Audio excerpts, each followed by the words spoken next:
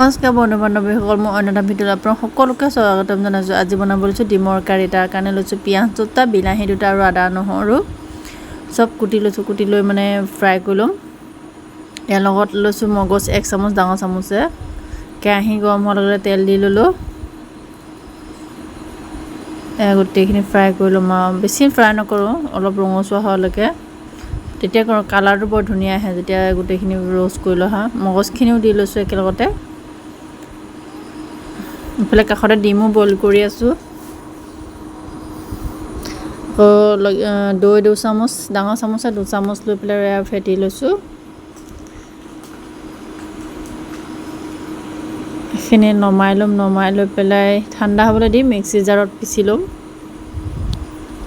বেছি ৰঙা কৰিব নালাগে আৰু অলপ ৰঙা হ'লেই হৈ যাব।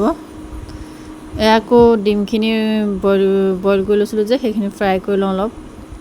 তাৰ কাৰণে তেল দি লৈছোঁ। একেখন কেৰাহীতে বনাইছোঁ দেই। সেইখিনিও বেছি ফ্ৰাই কৰি নলওঁ বাৰু, অলপ ৰঙচুৱা হোৱালৈকে উঠাই ল'ম। সেয়া পিচি লোৱা মছলাখিনি দি দিছোঁ।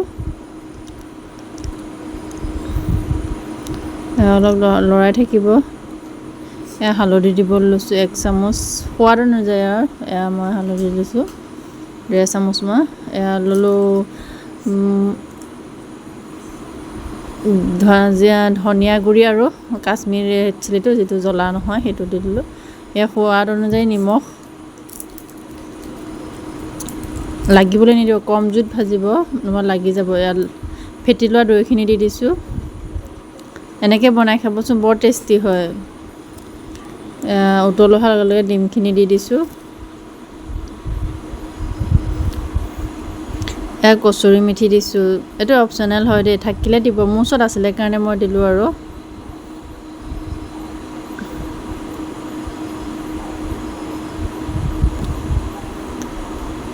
শেষত ক্ৰীম অকণ দি দিছোঁ। অলপ উতলিবলৈ দি বন্ধ কৰি দিলে হয় গেছটো।